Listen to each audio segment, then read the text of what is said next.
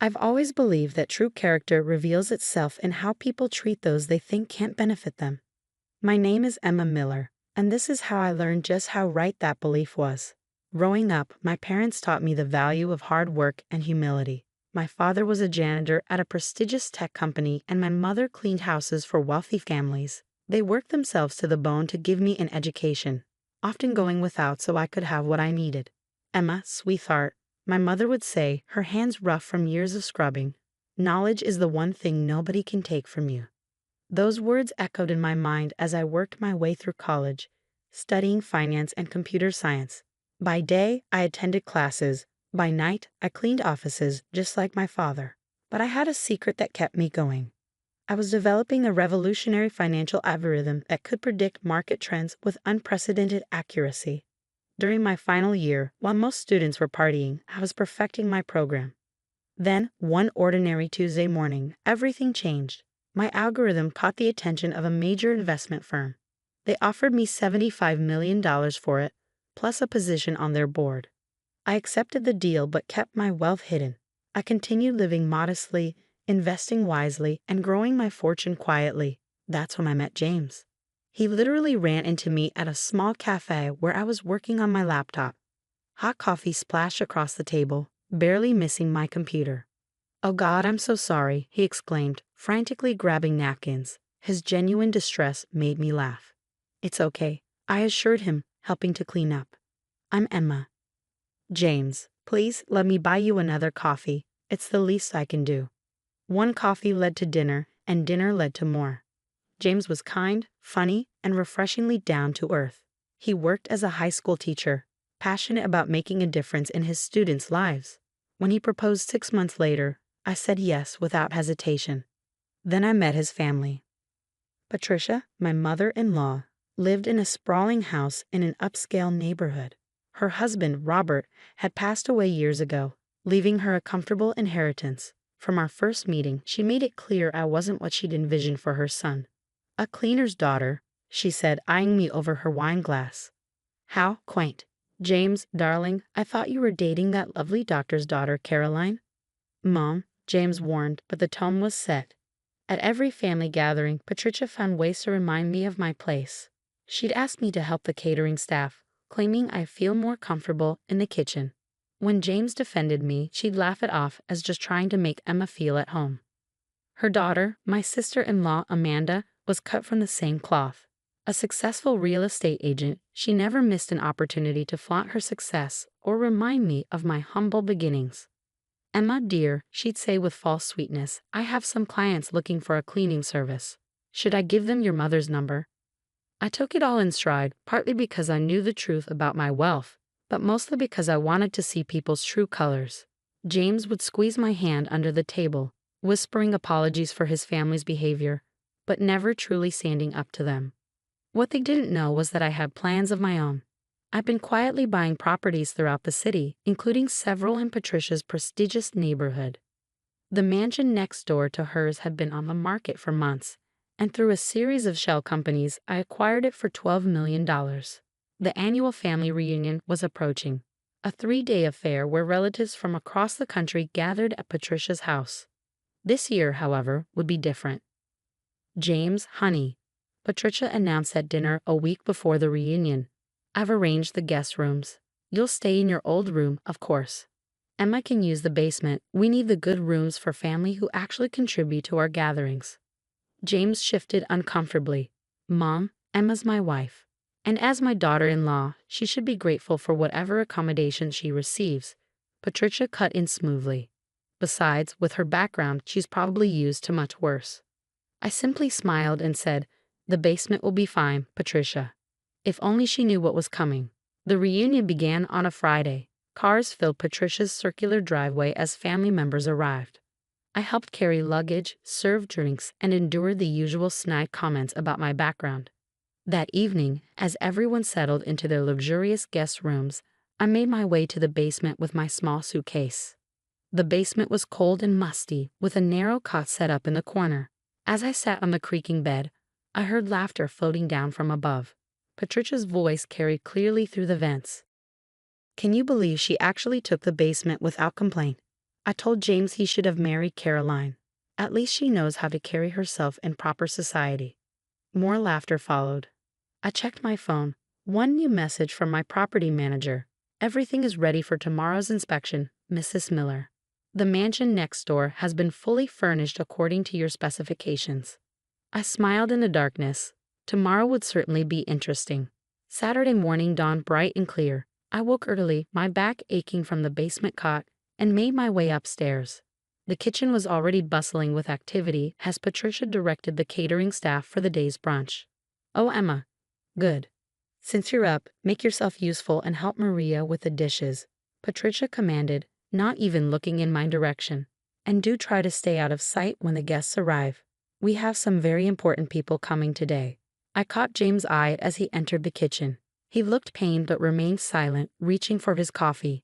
The familiar sting of his passive acceptance made me straighten my shoulders. Just a few more hours. "Actually," I said calmly, checking my watch, "I have an appointment this morning." Patricia's head snapped up. "An appointment? During our family reunion? How incredibly rude." "Now, Mom," James began weakly, but Amanda cut him off as she swept into the kitchen. "Mother, the Hendersons just pulled up. You know, the ones who bought that gorgeous mansion next door." She smirked at me. "They're my biggest clients this year. The sale was worth millions in commission." Patricia preened. "Wonderful. Emma, before you leave for whatever menial task you have planned, at least make yourself useful and help serve the Moses." I smiled. "I really must go. My real estate agent is waiting." "Real estate agent?" Amanda scoffed. "What, are you looking at studio apartments in the bad part of town?" The doorbell rang, and Patricia hurried to answer it, shooting me a warning look. I followed the group into the grand foyer, where a sophisticated woman in a sharp suit waited. "Good morning, Mrs. Miller," she said, smiling directly at me. "The mansion is ready for your final inspection." The room fell silent. Patricia's carefully crafted smile froze on her face. "There must be some mistake," she said with a forced laugh. "Emma isn't." "Emma Miller," I confirmed, stepping forward. "Owner of the mansion next door." Amanda's mimosa glass slipped from her fingers, shattering on the marble floor. "That's impossible. I handled that sale." "Through my shell corporation, yes," I said pleasantly. "I believe your commission check was quite substantial." James stared at me, his coffee cup suspended halfway to his mouth. "Emma, what's going on?" "Perhaps we should all sit down," I suggested, gesturing to the living room. "I have quite a story to tell." Once everyone was seated, Patricia and Amanda perched on the edge of their seats like birds ready to take flight. I began. 7 years ago, I developed a financial algorithm that sold for $75 million, I said calmly. Since then, my investments have multiplied that many times over. The mansion next door is just one of many properties I own. "But you let us think," Patricia sputtered, "that I was a cleaning lady's daughter who married above her station." I finished. "Yes, I did. And you all showed me exactly who you are through how you treated someone you thought was beneath you." "This is absurd." Amanda stood up, her face flushed. "Mother, she's clearly lying." My real estate agent cleared her throat. "I can assure you, Mrs. Henderson, that Mrs. Miller's credentials are impeccable. In fact, she owns controlling interest in the development company that built this entire neighborhood." Patricia's face had gone from red to white. "The entire neighborhood?" "Including this house," I confirmed quietly. "I bought it last month when it was technically still under your late husband's estate. The paperwork was finalized yesterday." The silence that followed was deafening. James had sunk into his chair, his face a mask of shock and dawning realization. "You mean?" Patricia's voice trembled. "This isn't my house anymore." "It's mine," I said simply. "Just like the basement where you made me sleep last night." Amanda jumped up. "Mother, she can't do this. We'll fight it in court." "You're welcome to try," I replied. "My lawyers have ensured everything is perfectly legal. But right now, I'd like you both to leave my house." "Leave?" Patricia gasped. "But where will I go? This is my home." "Was your home," I corrected. "Don't worry, I've arranged for temporary accommodations for you. There's a modest apartment available in the building where my parents used to work as janitors. I hear the basement unit is particularly cozy." The family gathering had devolved into chaos. Relatives whispered among themselves, some looking shocked, others secretly pleased to see Patricia's pride take such a fall. James finally found his voice. "Emma, why didn't you tell me?" he asked quietly. I turned to face my husband. "Would it have made a difference? Would you have stood up to your mother's treatment of me if you'd known I was wealthy? Because if money is what it takes to earn basic respect in this family, then we have bigger problems than where I sleep." The real estate agent cleared her throat. "Mrs. Miller, shall we proceed with the inspection of your new property?" "Yes," I said, standing. "Patricia, I'll have my staff help you pack. You have until tomorrow evening to vacate the premises." As I walked toward the door, Patricia's voice rang out, suddenly honeyed and pleading. "Emma, dear, surely we can discuss this. We're family, after all." I paused at the doorway, turning back to face her. "Family? Let's talk about family, Patricia. Last Christmas, you seated me at the children's table and told everyone it was because I wouldn't know how to behave at the adults' dinner. Last month, you accidentally excluded me from James' birthday celebration. And just yesterday, you made me sleep in a basement because you said I wasn't good enough for a real room." I didn't mean," she stammered. "Yes, you did," I said firmly. "You meant every slight, every insult, every attempt to humiliate me. You showed me exactly who you are, Patricia. Now I'm showing you exactly who I am." The sound of my heels clicking on the marble floor echoed through the silent house as I walked out, head held high. Behind me, I could hear Patricia's sobs and Amanda's angry protests, but I didn't look back. The following weeks were a storm of activity and emotions. Patricia and Amanda moved out as required, though not without drama. They hired lawyers, of course, but as my legal team had predicted, every transaction was ironclad. I moved into the mansion next door, leaving James to decide his own path. The distance gave me time to think about our marriage and what it meant to build a life with someone who couldn't stand up for you. One evening, about a month after the revelation, my security team alerted me to a visitor. James stood at my front door, looking more disheveled than I'd ever seen him. "Can we talk?" he asked quietly. I led him to my home office, a warm room filled with family photos, including one of my parents on their 30th anniversary. James' eyes fixed on it as he sat down. "I've been doing a lot of thinking," he began. "About everything. About us. I've also been seeing a therapist." I waited, letting him find his words. "I failed you, Emma, not just at the reunion, but every time I let my mother treat you like you were beneath us.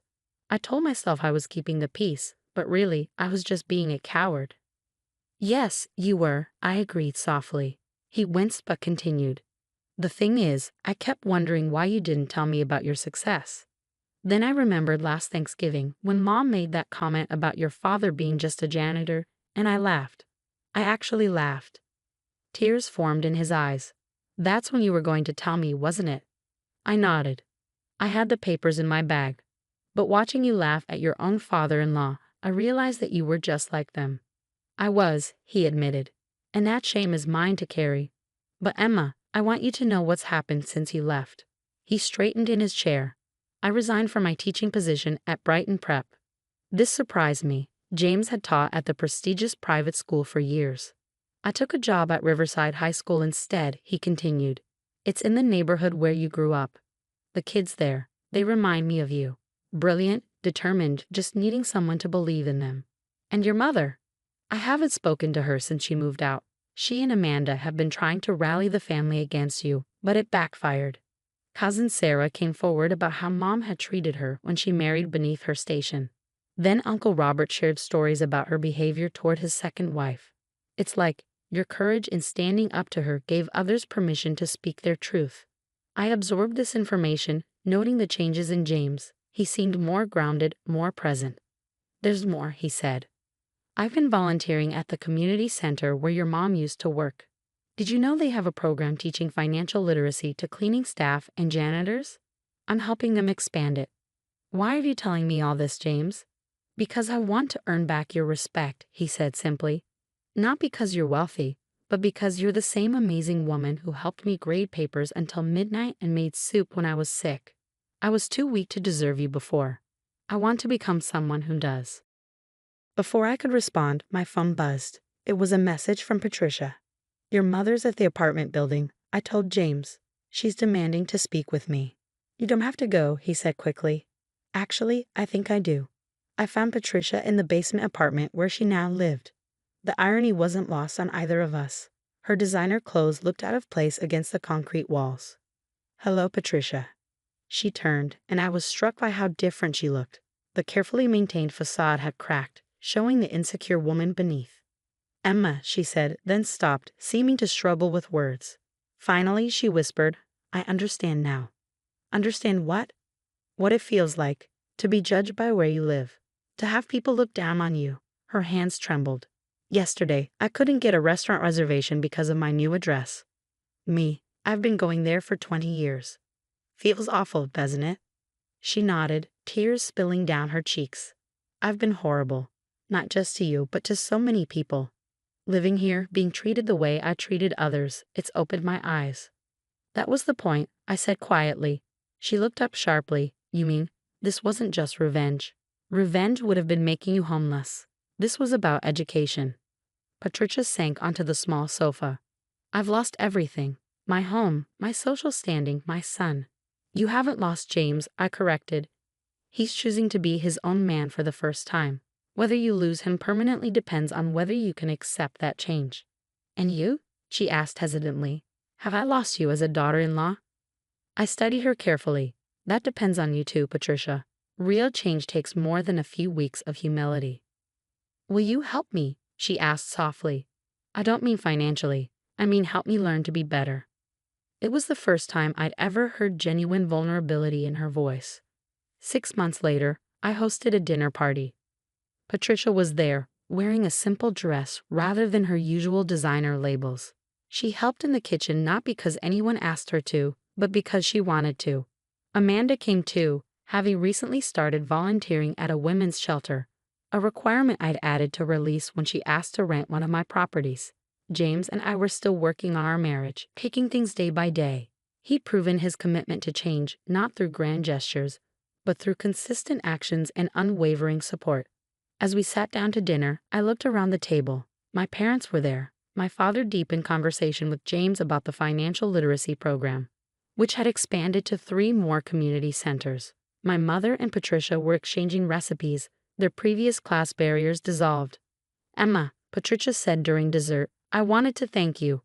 For what? For teaching me that true worth isn't about where you live or what you own. It's about how you treat people. She smiled savely. I just wish I'd learned that lesson sooner.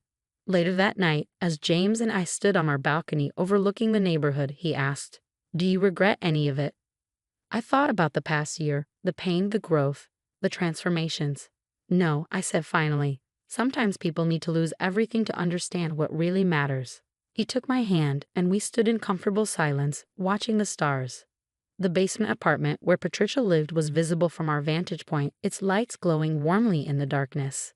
It stood as a reminder that sometimes the greatest gift you can give someone is the chance to become better than they were. My phone buzzed. A message from my investment team about another successful algorithm deployment. But for once, I didn't check it immediately. Some things were more valuable than money. And I was finally surrounded by people who understood that truth.